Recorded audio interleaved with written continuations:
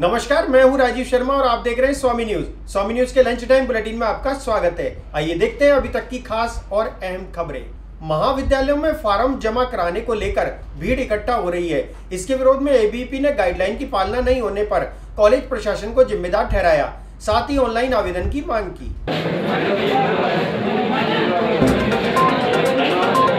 ABVP ने विरोध जताते हुए कहा कि महाविद्यालयों में फॉर्म जमा कराने पर गाइडलाइन की धज्जियां उड़ाते हुए भारी भीड़ हो रही है और जहां एक तरफ डेल्टा वेरिएंट की संभावना बढ़ रही है, वहीं कॉलेजों में भारी भीड़ बढ़ने से खतरा भी बढ़ रहा है। इसके लिए कॉलेज प्रशासन को चाहिए कि ऑनलाइन फॉर्म जमा करने की अनुमति प्रदान की जाए ताकि गाइडलाइन की भी पालना हो सके। हम देख चुके हैं कि भारत देश जिस तरीके से कोरोना से अछूता नहीं रहा है, इसी तरीके से हम मान सकते हैं कि राजस्थान भी इस चीज़ से अछूता नहीं रहा है। हम पिछली वेव के अंदर देख चुके हैं कि पिछली वेव किस तरीके से घातक साबित हुई है। पिछली वेव के अंदर डेथ रेट इस तरीके से बढ़ी है कि हम उसका अंदाज़ा भी नहीं लगा सकते। लेकिन उसके बाद भी डीएवी प्रशासन, राजकीय महाविद्यालय अजमेर, जीसी प्रशासन दोनों ही इस चीज़ से अछूते रह रहे हैं और आज एग्जामिनेशन फॉर्म जमा हो रहे हैं डीएवी कॉलेज और जीसी कॉलेज के अंदर। लेकिन उसके अंदर सोशल डिस्टेंसिंग इस तरीके से धज्जियां उड़ाई जा रही है जिस तरीके से कि आप डेल्टा वेरिएंट को आने की संभावनाएं व्यतीत कर रहे हैं। लोग एक तो कह रहे हैं कि डेल्टा वेरिएंट आ रहा है, इसके लिए जन जागरूकता अभियान चलाया जाए। राजस्थान सरकार एक तरफ तो कहती है कि डेल्टा वेरिएंट की संभावनाएं बढ़ रही है, आप लॉकडाउन बढ़ा दिया जाए। इस तरीके से आप तमिलनाडु देख सकते हैं, केरल देख सकते हैं, उनके अंदर जो है कि अपना लॉकडाउन बढ़ चुका है। लेकिन उसके बावजूद भी राजस्थान सरकार इससे सुध नहीं ले रही है और हम इसके लिए डीएवी प्रशासन और जीसी प्रशासन की घोर निंदा करते हैं कि इस तरीके से सोशल डिस्टेंसिंग की धज्जियां उड़ाई जा रही है और डेल्टा वेरिएंट को आने की संभावनाएं व्यतीत कर रहे हैं।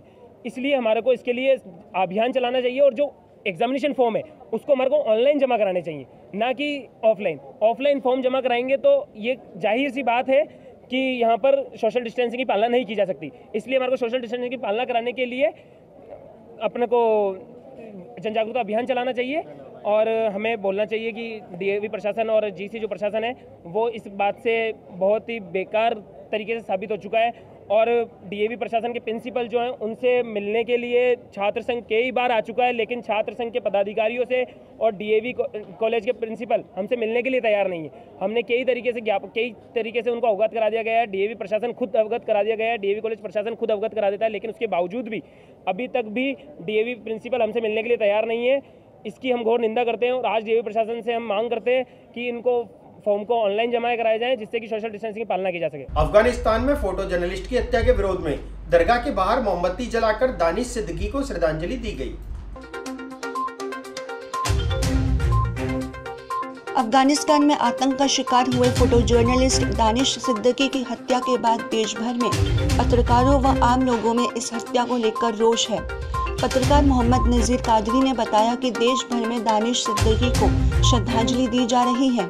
आज अजमेर में ख्वाजा गरीब नवाज की दरगाह के मुख्य द्वार के बाहर दरगाह बाजार में पत्रकार व आम लोगों ने मोमबत्ती जलाकर श्रद्धांजलि दी। कार्यक्रम के दौरान आम जायरीन भी शामिल हुए।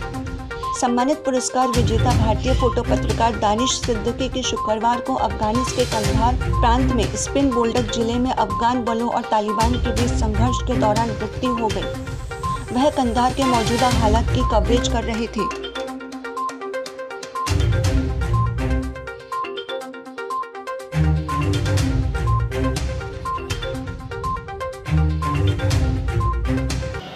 पत्रकारों की ओर से दानिश सिद्दीकी को श्रद्धांजलि दी गई, जिसमें पूरे अजमेर के अलग अलग क्षेत्रों में पत्रकारिता करने वाले photo journalist, cameraman, reporter, desk पे काम करने वाले तमाम तरह के जो पत्रकार हैं, उन्होंने आज दानिश सिद्दीकी को अपनी ओर से मोमबत्ती जलाकर दरगाह के मुख्य निजाम गेट के बाहर श्रद्धांजलि दी और श्रद्धांजलि के बाद दुआएं मग़फ़िरत भी की गई कि दानिश सिद्दीकी जैसे ईमानदार पत्रकार के साथ अगर ये घटना होती है तो बहुत दुखद बात है। मैं सेंट्रल गवर्नमेंट और स्टेट गवर्नमेंट से भी दुआ करूँगा, इल्तिजा करूँगा कि उनको इसका मुआवजा भी मिले। और जो पत्रकार होते हैं, पत्रकार का कोई धर्म नहीं होता, पत्रकार सबके लिए होते हैं। उन पत्रकारों का उनको सुरक्षा भी दी जाए और उनको मुआवजा भी मिले। मोहम्मद नज़ीर कादरी, पत्रकार, दरगाह बाजार, अजमेर।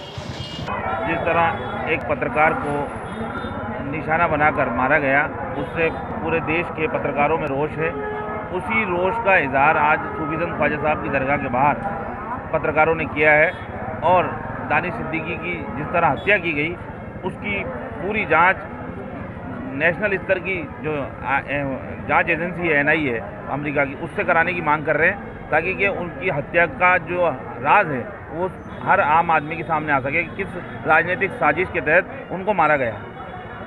दयानंद कॉलेज प्रशासन पर ABVP द्वारा अवैध वसूली का आरोप लगाते हुए विरोध जताया गया। ABVP कार्यकर्ताओं ने प्राचार्य के पुतले की शव यात्रा निकालकर प्रदर्शन किया।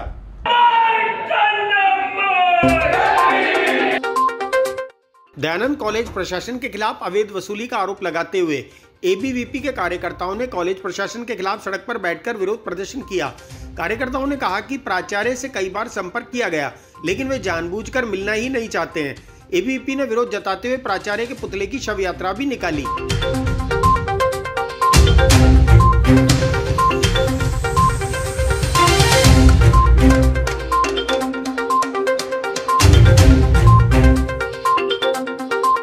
लंबे समय से जो अवैध वसूली हो रही है उसका विरोध कर रहे हैं। प्राचार्य को समस्याओं से अवगत कराया पर उनको मिलने का समय नहीं। हम उनसे इतना ही अनुरोध था हमारा कि जो बच्चों से जो आप अवैध वसूली कर रहे हो 200-200 रुपये 300-300 रुपये वो आप बंद करो। कोरोना काल की परिस्थितियों को देखते हुए भी उनको राहत देनी चाहिए थी, परंतु दुर्भाग्य है, ये संस्था का दुर्भाग्य है, विद्यार्थियों का दुर्भाग्य है कि यहाँ संस्था प्रधान को बच्चों से मिलने का समय नहीं है। वो अपने ऑफिस में कभी नहीं मिलते हैं और उनको जब हम उनसे बार बार मिलने का आग्रह है, फ़ोन से भी संपर्क करने की कोशिश कर रहे हैं, वो किसी प्रकार का हमें आश्वासन दे रहे हैं, न हमारे से मिलना चाह रहे हैं। ऐसे संस्थाओं में ऐसे प्राचार्य जो विद्यार्थियों की समस्याओं को सुन तक नहीं सके, उनका ऐसे संस्थानों में प्राचार्य रूप में बैठना बड़ा दुर्भाग्य है। ये शिक्षा के क्षेत्र में जो शिक्षा का व्यापारीकरण कर रहे हैं और जो इनको ऐसे पदों पे बैठाते हैं उनके लिए भी निंदनीय। उनको शर्म आनी चाहिए कि जो विद्यार्थियों की आवाज़ को नहीं सुन सके, उनकी समस्याओं को नहीं सुन सके, उनको प्राचार्य के रूप में आपने बैठा रखा है यहाँ पे। आज हमने उनकी शव यात्रा निकाली पूरे कॉलेज में घुमा के और आज हम उनसे मिलने के लिए गए पर मिल नहीं रहे। आज हम अब रोड पर बैठे हैं कि वो आए, मिले, हमारी समस्या सुने और उसका निदान करें। रास्ता जाम कर अब कोई मिल ही नहीं रहे। प्राचार्य अगर हमसे मुलाकात नहीं कर रहे हैं तो हमें जरूरी है कि हम हमारा विद्यार्थियों में आक्रोश है और हम बैठे हैं, वो मिलेंगे तो हम चले जाएंगे। विद्यार्थी परिषद अजमेर महानगर द्वारा दयानंद कॉलेज के अंदर जो डेवलपमेंट को लेके जो अवैध फीस वसूली ली जा रही है, 200 रुपये इनका चार्ज जोड़ रहा है और ये चार्ज इन्होंने अपने फीस लेते स्टूडेंट की तभी जोड़ दी थी। और ABVP की तरफ से रोज़ हमारी तरफ से पिछले 3-4 दिन से प्रदर्शन चल रहे हैं। प्रिंसिपल सर के कोई दिमाग में नहीं है, DA प्रशासन कोई हरकत में नहीं आया और नहीं आया तो हमको हरकत में लाना अच्छे से आता है और हमारी मांगे नहीं मान ली जाती है तो हम इस आंदोलन को उग्र करेंगे।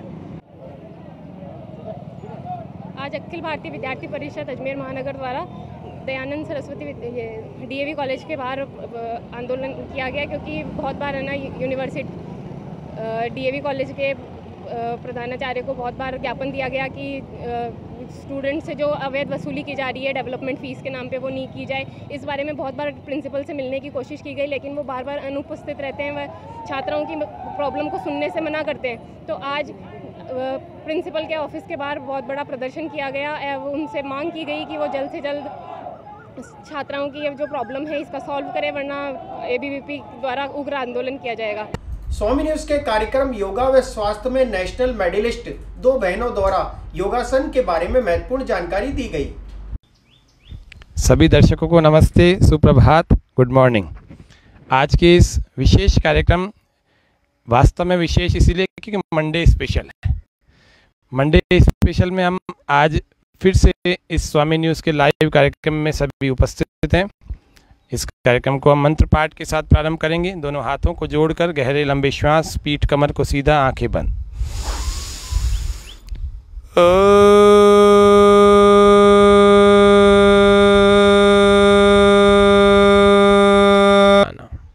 ये दोनों को कहते हैं लाघव योग की भाषा में। प्राणायामा लाघवम च ध्यानात् प्रत्यक्षम आत्मना, ध्यान से आत्मा का प्रत्यक्ष होता है। और समाधिना निर्लिप्तम च, समाधि से निर्लिप्त भाव आता है। यही योग का उद्देश्य होता है। मुक्ति रेव न संशय, मुक्ति होने में कोई संशय नहीं है। विश्राम, रिलैक्स, वापस आ जाएंगे। बहुत बहुत धन्यवाद हमारे दोनों योग की क्रांतिकारियों का। ये योग की योद्धा हैं, दोनों की दोनों वीरांगनाएं हैं। अब हम दोनों को निवेदन करेंगे युगल आसनों के लिए।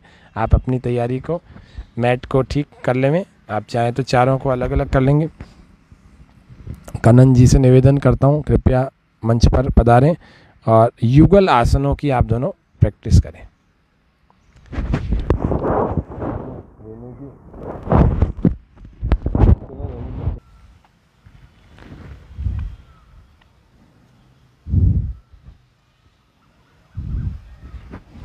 बहुत ही सुंदर अभ्यास आप दोनों का। एक एक आसन जो है हमें आपकी मेहनत, आपकी तपस्या को बता रहा है। वास्तव में विवाह के बाद भी तप किया जा सकता है, हम आपको देख करके हमें पता लग रहा है। क्योंकि प्राय ऐसा बहाना मिल जाता है कि मेरी तो शादी हो गई, मेरे बच्चे हो गए, मेरा ससुराल है, मुझे समय नहीं मिल रहा, ये सब चीज़ें।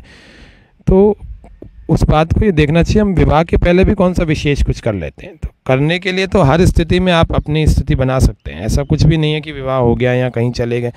आपको कोई आधा एक घंटा प्रतिदिन अपने लिए निकाल सकते हैं, निकालना चाहिए। जुनून जोश दूसरे क्षेत्रों में भी तो लगाते हैं, किसी भी एक क्षेत्र में लगाते हैं तो योग में लगाएंगे तो इससे हम स्वस्थ भी रहेंगे, सुंदर भी रहेंगे और अपनी पहचान भी बना लेंगे। योग में तो सबसे ज़्यादा एडवांटेजेस हैं अभी इस समय में, सबसे ज़्यादा पहचान बनाने के, अपने फील्ड को बनाने के। और फिलहाल इस बुलेटिन में इतना ही, मुझे दीजिए इजाजत। अगले बुलेटिन टी टाइम में आपके सामने फिर उपस्थित होंगे। तब तक देखते रहिए स्वामी न्यूज़। जय हिंद, जय भारत।